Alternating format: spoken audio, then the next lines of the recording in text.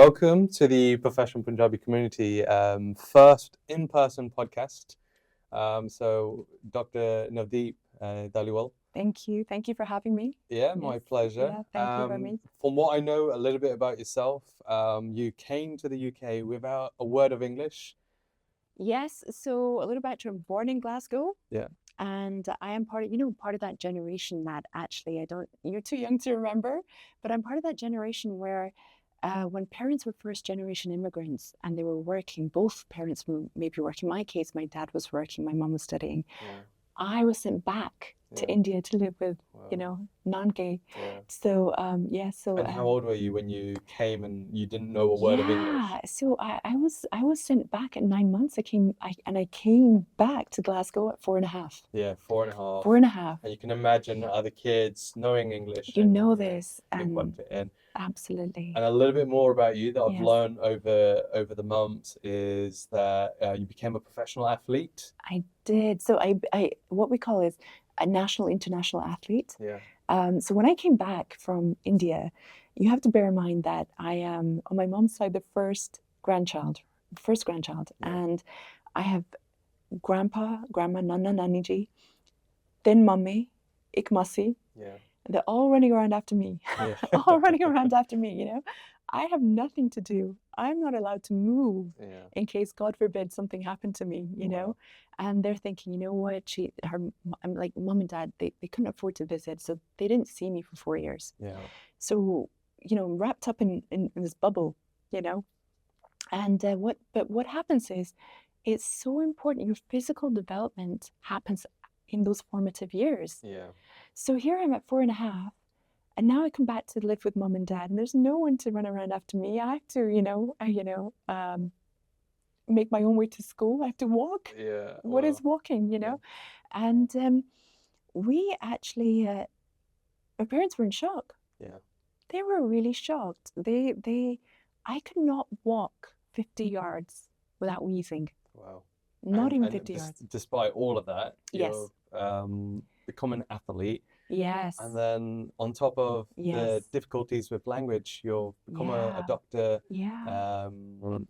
You a dentist, and then you've taken a business entrepreneur route, and you've got 2 surgeries. I did. I sold them both. Yeah. And so I'm sitting in front of you as retired, semi-retired. Yeah. So yes. But no, it has been. Gosh, it's been a struggle. It's been a journey and a half, and it's literally it's very for the people who knew me or saw me, my school teachers, they saw me as junior, sort of 5, 6, 7, and saw the child that I was. Yeah. And I'm talking about, my parents, when I got to, gosh, we worked so hard.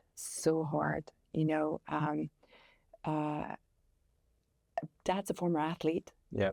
So he had to get over the shock first that this is his daughter. Yeah. This is the state that she's in. Yeah. And my mom's very patient. My mom didn't know sport, but being patient, she knew how to get from A to B. Very. So, they started. It was very, very painful to start with.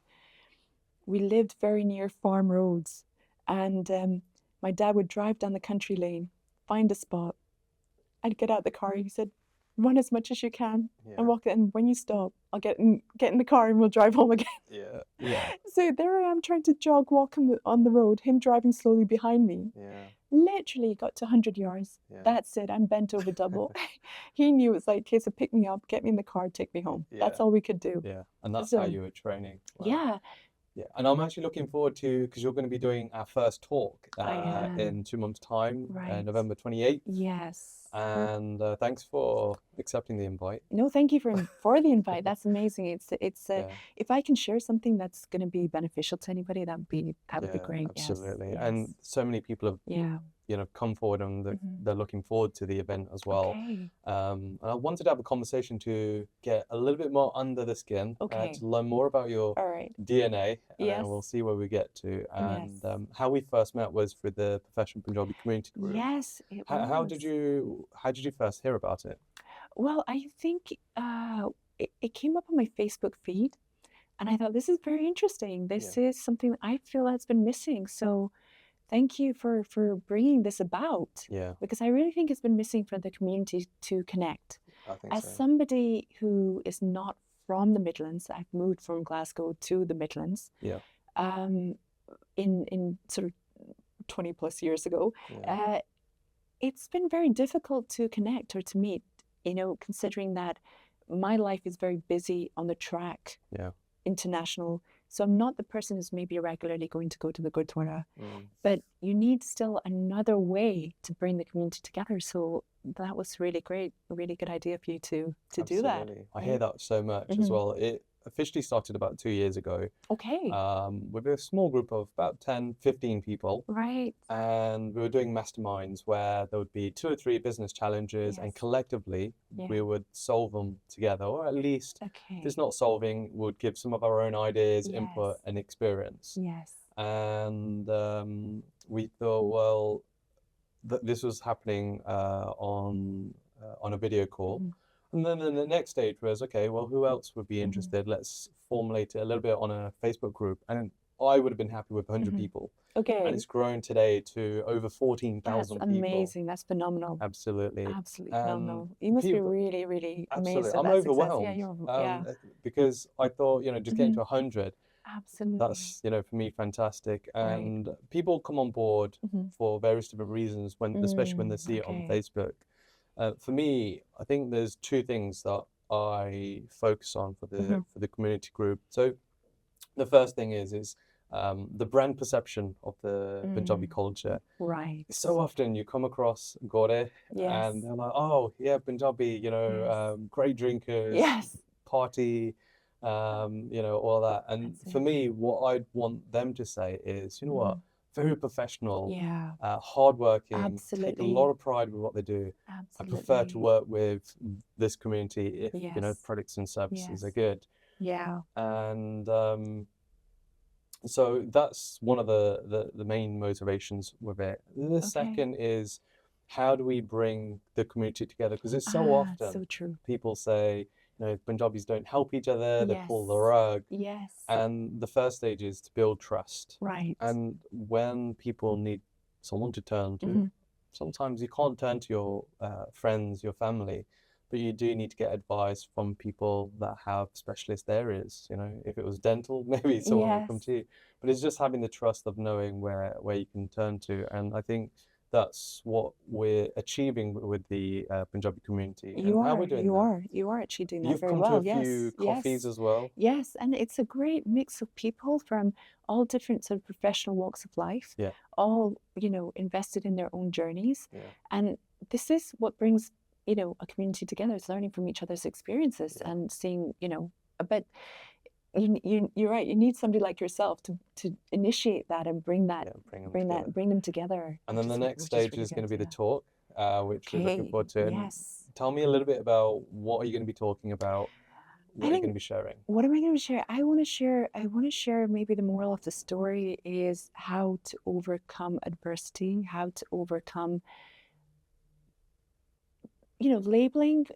Sometimes as a person, we're labeled by other people as to what our achievements are, where we should stop, where our place in life is. Okay. I think as Indians, I think we're very, you know, this is very true to our culture, is that, you know, we're very much given a label, and you do not, you know, you have to fit or contain yourself within this label. Yeah.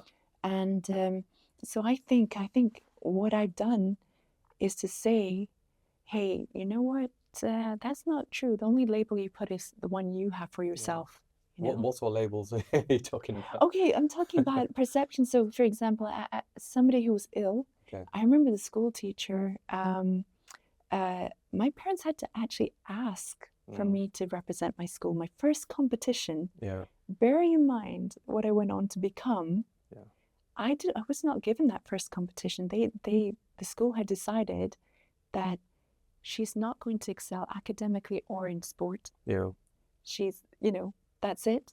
So we're not looking in her direction for anything, you know. So it was a real fight, and it was a fight for my parents. So, and also labels as in, okay, so you're achieving academically. We don't think then that you can achieve in anything else. Okay.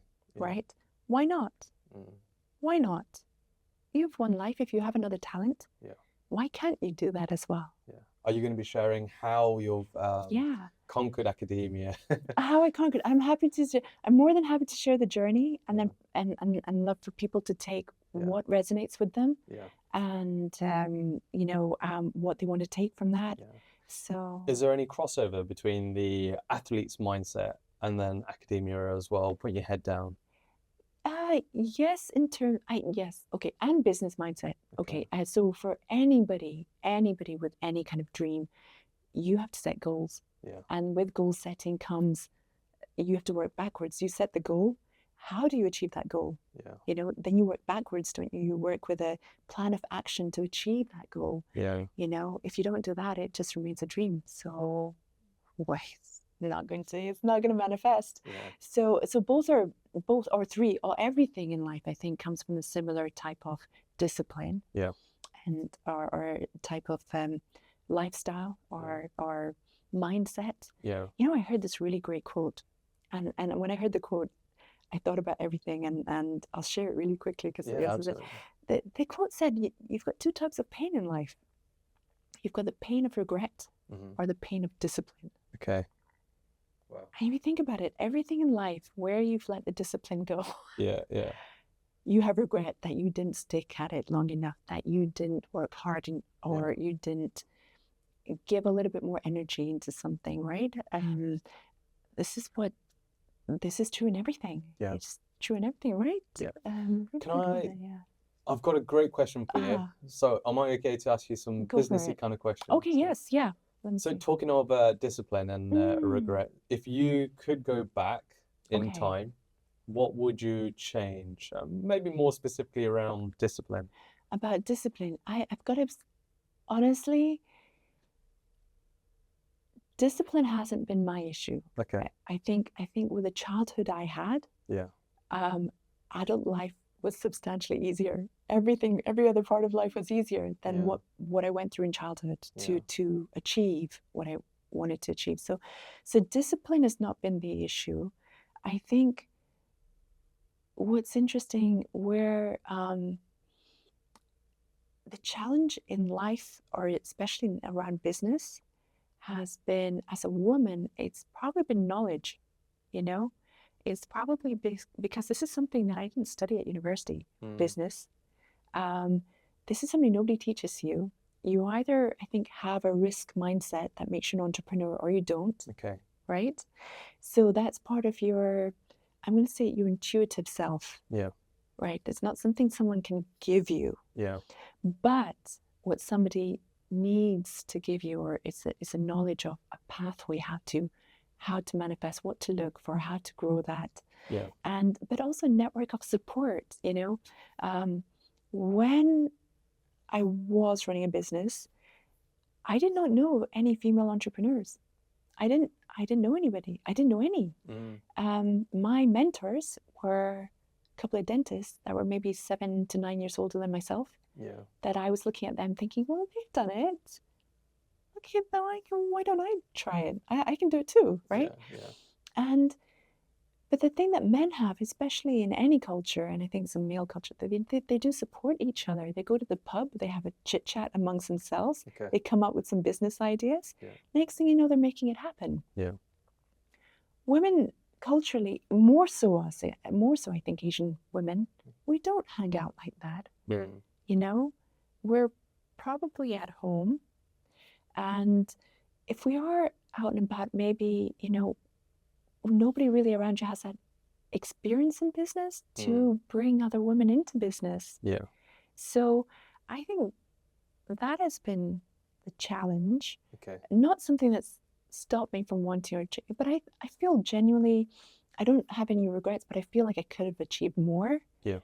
And have you found today where there are places where, you know, women entrepreneurs hang out, and have you been able to make good friends with other women entrepreneurs?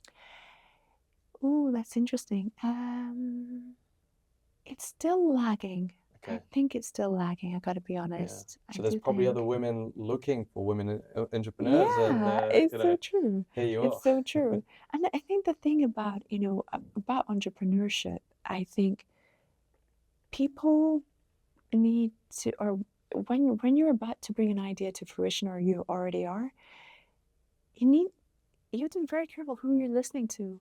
You need to make sure that the people that you ask for advice have the credit, have the, the, what's the word I'm looking for? Have the credentials. Yeah. There's a lot of people talking. But, their CV shows, it's like a bit like Dragon's Den, maybe. People have done it. They're sitting there as mentors, and they're willing to honestly share. Genuinely share. So how have you been able to find good mentors? Honestly, I was lucky enough to make a very good friend in dentistry. And she was a practice manager. Yeah. But she's one of the few rare women that I've met in my life that has been sort of willing to openly say or share information to say, I do this for X, Y, and Z. This is how they do it. Yeah. Why don't you just do it? If you want to do it, I know how to help you. And why don't you talk to, and she opened the door to the sort of 3 or 4 characters that I didn't know anybody in the Midlands. So when I got to know them, and they're established business owners, dental practice owners. Yeah. And I'm already from the mindset, my parents didn't tell me that there's nothing, Dad in particular didn't say, look, there's nothing that's just for the role of a woman that's different to the role of a man. I never had these labels. So I never felt that just because my mentors are men, that's not something I should aspire to achieve for myself. Yeah. That mind, is very much open to looking at them having run successful practices, thinking, okay, maybe, yeah, I would like to try this. Yeah. Yeah. And then and so I did, and and so it was a learning curve, but it's definitely something that paid off. And it's an aspect that I wasn't, how can you say, when the rest of my life was so tutored and so sort of disciplined and a lot of hard work to make happen. It was a very surprising twist to my character that I wanted to do business. Yeah. And you know what? I love business. It's very creative. Yeah. And business, when you're in business, people think you've got to make the money balance, right? You got to let the money look after itself. What you have to do, you have to look after your patient or your client, and you look after the people that work under you. Because that's your responsibility. Ultimately, you signed up to give that person a job. Yeah. You better make sure that you're pulling your A game to make sure that everything in your business is running spick and span. Yeah. To allow your staff to stay, employed, to allow your patients to have the best service. Yeah. The money will look after itself. Now, you spoke a lot about discipline earlier on. What about the discipline in business then? What would you say, what discipline is needed in business? I think, from what I've seen, when I see people around me, what I've realized, with business, there are actually 2 things needed. One is a very, sort of a risk mindset to make a business happen from nothing. Yeah. And I'll talk about this, that I said at one of my practices was what we call a squat practice. A squat practice means that you set it up from zero. There is nothing. Okay. You put the chair in the surgery, made the surgery, built the surgery, opened the doors, and kind of went, let's see, Yeah. And so, but the second element of business is what I'm going to say is money management. And this requires you to be risk averse. And this is where some people I see, like I've seen personally known, they've made a lot of money and they lose it all because they haven't then switched on the mindset to say, this money now has to move to a different area of my life, and it's called investment. And I hold on to it. As opposed to I spend it. Yeah. And I, go live a lavish lifestyle. Yeah. And I plow the money into other ideas when really you end up back at zero again. Ouch. I've seen that. I've seen that too many times in people. I really have seen that in people. And so there's there are actually two parts of your character needed for business.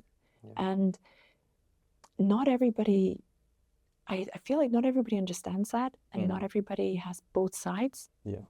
And but this is very important. I've seen a lot of, and you must know too, in society, or just through people through the community, where people that made a lot of money and they've lost it again, they'll make it again, they lose it again. It's part of the DNA. It's part of the DNA, and we can joke about it, but what it is, that discipline for that second part of the character, that's a different beast altogether. The one is, maybe they enjoy the challenge of putting in the hours to make something work. That's a different type of discipline. But the discipline to maintain that money, to respect that money, to value it, to invest it, to let it grow passively, to let it look after you. It's a very long haul. It's not a making a lot of money quickly, or or even steadily. It's a very sort of, you get addicted to the adrenaline. But the long haul, it's very slow burn. Very slow burn process to keep that and maintain that. And so, and I've got two questions here. I'll ask the cheeky question first, if I may. So what would you say is the best investment that you've made in your journey? Honestly, it's in the knowledge, it's in the character building, it's in the books that I've read. It's been in the coaches that I've actually, most of my learning has been in books. They really have. I remember being introduced to Anthony Robbins. One or two things, the only thing that really resonated, and this is a good one for people to actually ask themselves, actually a really good point. Okay, so it's your funeral. What do you want people to say about you? What does your epitaph read at your funeral? It's saying goal setting, working backwards. You're at the end of your life. What do you want to have said about you? Then live your life accordingly. Live your life accordingly. You want to be respected, act in a respectful manner. You want to be loving, act in a loving manner. It's very entrepreneurial as well, because a lot of the times it's like, well, what do you want to achieve in business? Where are you trying to go, and work it out backwards? Exactly, right? Like, what is you're trying to find your purpose, your soul's purpose in this life. Where does it come about? How do you manifest that? And so I do think books, but from memory, I think one of the things that Anthony Robbins talks about is the ups and downs in business, in life. It's something that's inevitable. You mentioned adrenaline as well, and a lot of the times business has that, and it feels good when you're going up, but it's the down that can be a bit of a problem. And how would you say you deal with the downs of business? So I remember, I've got to say, mostly it's been a really positive experience. And the down I had was when I bought a second business where the books had been cooked. And then for about a year, oh my gosh, we were down. We were really down. How did you deal with the emotions? You know what? This is called resilience, and this is what my childhood has taught me. If you kind of were with me in my childhood, you would have no doubt that this was a blip. A mere blip compared to what I had to fight for, as a child. So, very good at being pragmatic. You've got to say, this is where I am. Okay, so what is the solution? Let's see, what is the solution? The solution is X, Y, and Z. I now have a plan to get myself out of this position as quickly as I can, as efficiently as I can. And now, it sounds like a computer. It sounds like I'm almost automated to take out the emotion, and you know what? I've got to say, I didn't allow myself to emotionally feel what was actually going on, because I'm strong, and I thought, okay, this is a situation. How do we go from this to this, where I need to be? This is game plan. Let's get this going. And at the time I was trying to train for the Commonwealth Games. So it really came down as a shock.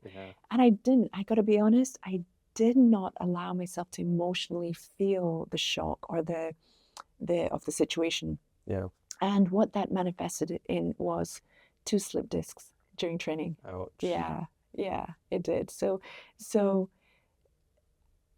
we are emotional beings. I think that's one of the things I've had to learn.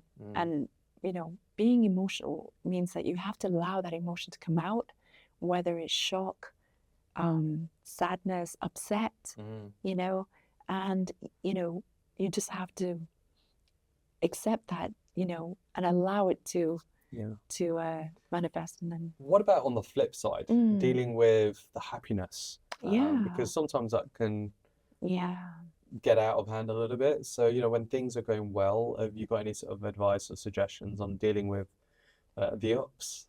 That's so true. That's a great question. I'll tell you why, Harmeet.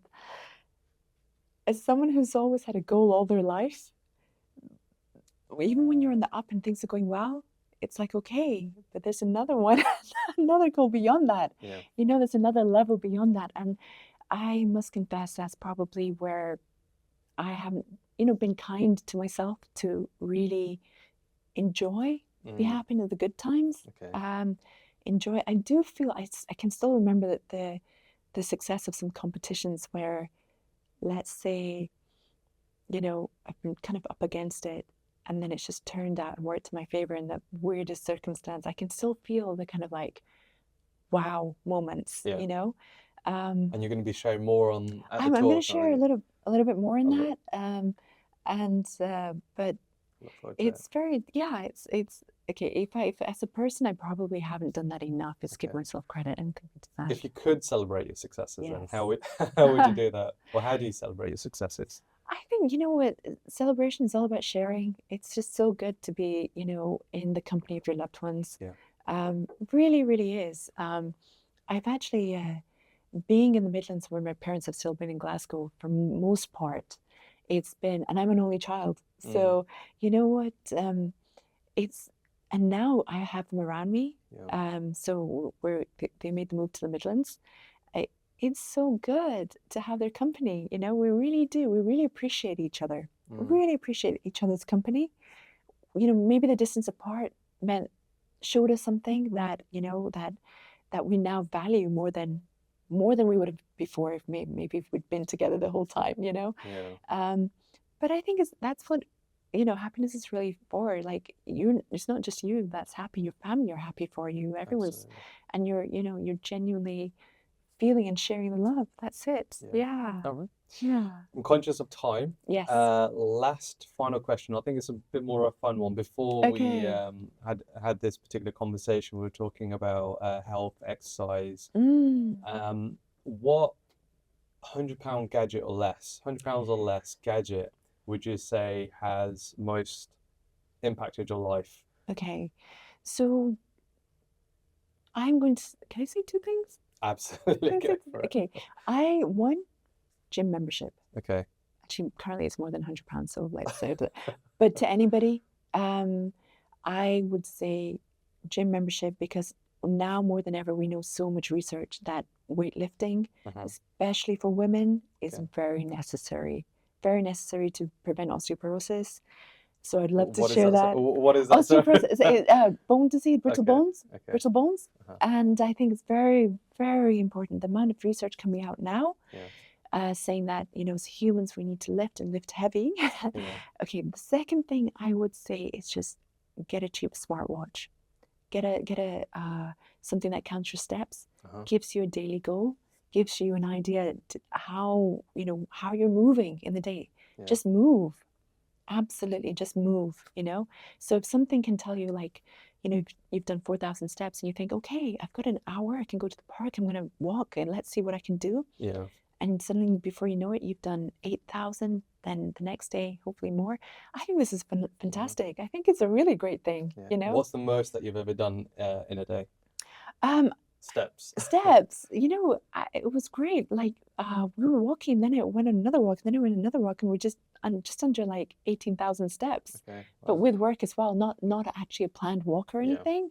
It just happened that day. So, but it feels good. It feels good that you've moved. It feels good that something is holding you accountable. Yeah. All right, sounds good. That's what I'd say to anybody. Yeah. Thank you for the conversation. Thank you really for enjoyed having today. me. No, I really did too. And next time we'll see each other is on the event day, which is on the 28th of November. It is, yes. It's going to be hosted by Shakespeare's Martineau. Yes. A good friend of mine, Sukhpal Bamra, has been able to organize that. And it just goes to show the power of relationships there. And for anyone that's looking to book, join, find details on the Facebook group, Professional Punjabi Community Group. That's right. They can get details if they can book. There's only 100 tickets. It is free, which is amazing. So there's free pizza, food, and drinks as well because of their sponsors. So thank you to them. That's great. And other than that, thank you. No, thank you for having me and thank you for the opportunity. Okay. Waheguru ji ਕਾ ਖਾਲਸਾ, ਵਾਹਿਗੁਰੂ ਜੀ ਕੀ ਫਤਿਹ.